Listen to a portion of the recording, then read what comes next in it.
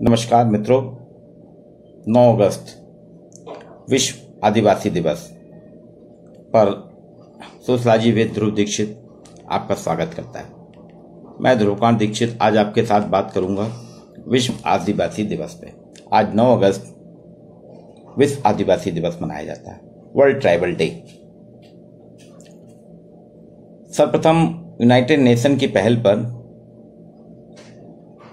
उनके मुख्यालय में 9 अगस्त 1982 को आदिवासियों, जो हमारे मूल निवासी कहलाते हैं, इनके संदर्भ में पहला सम्मेलन हुआ और इस पे चर्चा चलती गई। आदिवासियों का जीवन क्या है, कई जनजातियां हमारी विलुप्त हो रही हैं, कुछ अकेले में है, कुछ मॉडर्नाइज हो गई हैं, कुछ नहीं है, कुछ आज भी अपनी मूल अवस्था में।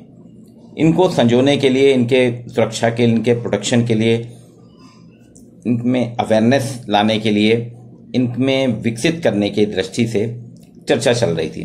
और फिर उसी चर्चा में 1982 के बात करते करते इनकी स्मृति में यूनाइटेड नेशन के 49/214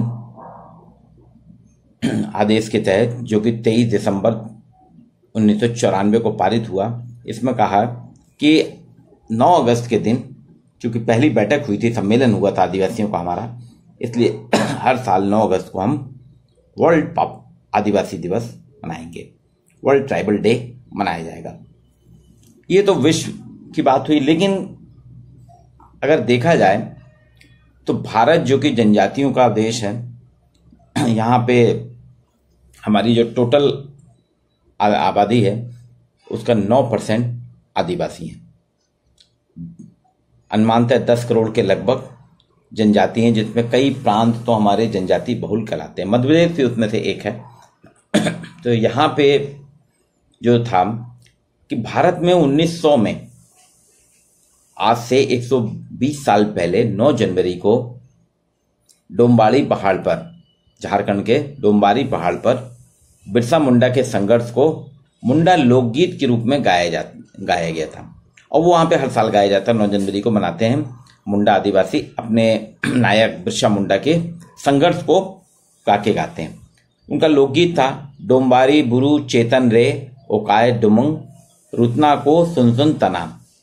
इसमें वो आदिवासी वहाँ की मौजूद हालात, समस्या, उपलब्धियों पे चर्चा करते हैं और हर साल मनाते हैं। लेकिन ये खाली झारखंड तक सिमट के रह गया, मुंडा जनजाति तक सिमट के रह गया, इसलिए नहीं कि, लेकिन देखा जाए तो शुरुआत भारत में ही हुई थी। और फिर 9 अगस्त 1982 को यूनाइटेड नेशन ने करा और उसमें हर साल 1994 के बाद से हुआ कि हर साल 9 अगस्त को विश्व आदिवासी दिवस मनाया जाएगा। इसका भारत में कईयों ने विरोध भी किया कि नहीं, ये गलत है, इस दिन ही मनाना चाहिए 9 जनवरी। पर ओवरऑल जो भी विरोध अपनी जगह है, यूनाइटेड नेशन की थ्योरी अपनी तरफ है। यूनाइटेड नेशन ने जो बात की उसको पूरे देश मानते हैं और ये मनाया जाता है। आज भी आप देखिए, कोरोना काल में आदिवासी जीवनचर्या जो है, जिसके संरक्षण की बात की जा रही है, कोरोना काल में अगर कोरोना का असर पूरे वर्ल्ड में असर विहीन रहे तो वो हमारे जनजाति समाज है, जो हमारे मूल निवासी कहलाते हैं, जो हमारे प्राथमिक निवासी कहलाते हैं, प्रथम पुरुष कहलाते हैं। ये गीत, संगीत, नृत्य और प्रकृति से इनका लगाव, प्रकृति के सानिध्य में रहते हैं। ये आज अपनी भाषा, संस्कृति से कुछ लोग विमुख हो रहे हैं, लेकिन फिर भी ये प्राकृतिक में रहते हैं। प्रकृति के साथ रहने के कारण देखिए, कोरोना का इनके ऊपर उतना असर नहीं हुआ। जितने भी ये हैं जनजाति समाज, ये प्रकृति के सानिध्य में रहते। अभी मैं चर्चा कर रहा था आपसे कि जनजाति समाज जो है कोरोना से उतना प्रभावित नहीं हुआ जितना हमारा नगरीय समाज हुआ है। इसका मूल कारण यह है, अभी सामान्यतः देखा गया छत्तीसगढ़, झारखंड, मध्य प्रदेश में भी कुछ जनजाति क्षेत्रों में, वास्तव में जनजाति समाज जो है, हम जो भोजन करते हैं, हमारे भोजन, इनके भोजन में बहुत अंतर है। ये लोग क्या करते हैं कि बहुत सी जड़ी बूटियां जो हैं, जो जंगल में इनके आसपास जहां निवास है वहां जो मिलती है वनस्पतियां, उनकी सब्जी बना के खाते हैं।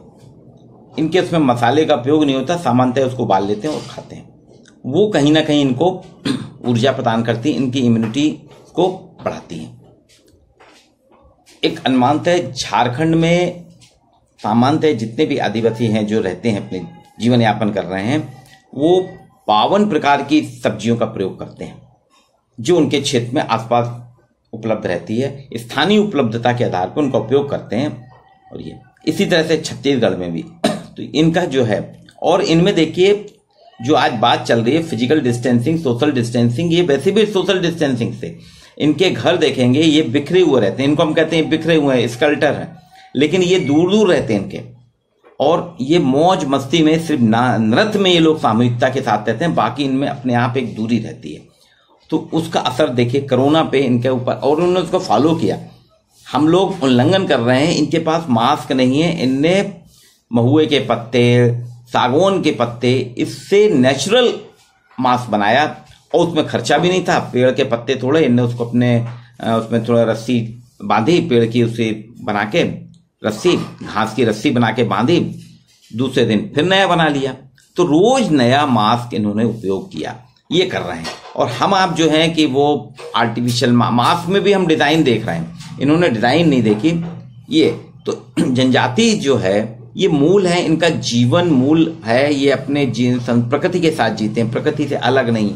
गीत, संगीत, नृत्य और प्रकृति के साथ लगाव जो है ये हमारे मूल निवासी कहलाते हैं। इनके संरक्षण के लिए, इनके विकास के लिए, इनके सुरक्षा के लिए ही यूनाइटेड नेशन ने 9 अगस्त 1982 में पहला सम्मेलन करके फिर ये शुरुआत की थी 23 दिसंबर 1994 से कि हर साल 9 अगस्त को वर्ल्ड आदिवासी दिवस मनाया जाएगा। वास्तव में 35,000 वर्ष पूर्व मानव की उत्पत्ति हुई। ऐसा माना जाता है कि 35,000 वर्ष पूर्व मानव की उत्पत्ति अफ्रीका और दक्षिण भारत से हुई। यहां से मनुष्यों का निकलना शुरू हुआ, यहां से माइग्रेशन हुआ और धीरे धीरे वो मध्य एशिया, यूरोप में जाकर वहां गए। यूरोप से चीन और पुनः चीन से भारत और भारत से फिर अफ्रीका, ये एक चक्र चलता रहा।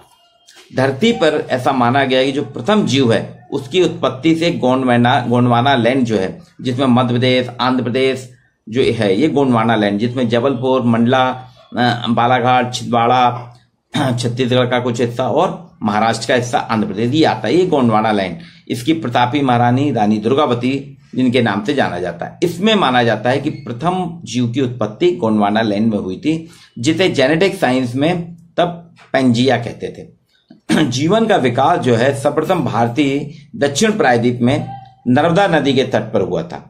नर्मदा नदी को तो यहां तक कहा गया है कि विश्व की प्रथम नदी माना गया है। इस नर्मदा नदी के तट पे प्रथम सभ्यता का विकास हुआ। यहाँ पे डायनासोर के अंडे भी मिले हैं, जीवाश्म भी मिले हैं। तो इस तरीके से हम देखते हैं कि जो मूल निवासी हैं आदिवासी, इनके संरक्षण, इनके प्रोटेक्शन के लिए ये दिवस मनाया जाता है। आज भारत में ही 461 जनजातियां हैं। विश्व में 100 से अधिक जनजातियां ऐसी हैं जो अनकॉन्टेक्टेड है, मतलब उनके वो किसी के संपर्क, सभ्यता के संपर्क में ही नहीं है। जैसे हमारे यहाँ अंडमान निकोबार की जनजाति समूह है जो अभी भी सभ्यता के से कोसों दूर है। इस तरह से विश्व में भी ऐसी लगभग 100 के लगभग जनजातियां हैं जो संपर्क में नहीं है। और आज यूनाइटेड नेशन ने निकाला है विश्व के जनजाति समाज की 2680 भाषाएं, 2680 भाषाएं जो हैं वो धीरे धीरे समाप्त हो रही हैं। उनको बचा के रखना है, उनको बचाना। इसलिए पहला जो दशक था 1994 के जब विश्व आदिवासी दिवस घोषित किया था, उसके बाद 1995 से 2004 पहला आदिवासी दशक मनाया गया। दूसरा 2005 से 2015 का जो सेकंड डिकेड था ये बनाया गया। इसमें इनकी डिग्निटी, इनकी सम्मान, इनके व्यवस्था के लिए बनाया गया, इनको स्थापित करने के लिए, और फिर लगातार चलता जा रहा है। तो आज 9 अगस्त जो है विश्व आदिवासी दिवस है। ये हमारे मूल निवासी हैं। जिस तरह गीत, संगीत, नृत्य में प्रकृति के साथ ये शामिल हैं। प्रकृति के संरक्षण में ये जितनी तरह से हैं, ऐसा कहा जाता है जंगल है तो जनजाति है, जनजाति है तो जंगल है। क्योंकि जनजाति समाज जो है, ये जंगल जो है, हमारी प्रकृति जो है, इसका गेट कीपर है। बिना इसकी अनुमति के आप जंगल में प्रवेश नहीं कर सकते। हालांकि अब व्यवस्थाएं बहुत बदल गई हैं, लेकिन आज भी जनजाति प्रकृति के संरक्षण में है, प्रकृति में जीवन यापन करता है, प्रकृति के साथ ही अपने को, अपना जल, जंगल, जमीन के रखवाले हैं। तो 9 अगस्त यूनाइटेड नेशन की तरफ से विश्व आदिवासी दिवस मनाया जाता है। हम सब भी अपने मूल निवासी, अपने मूल पूर्वज जो हैं मूल निवासियों के सम्मान में विश्व आदिवासी दिवस पे मनाएं और कोरोना की जो गाइडलाइन है उसका भी पालन करें।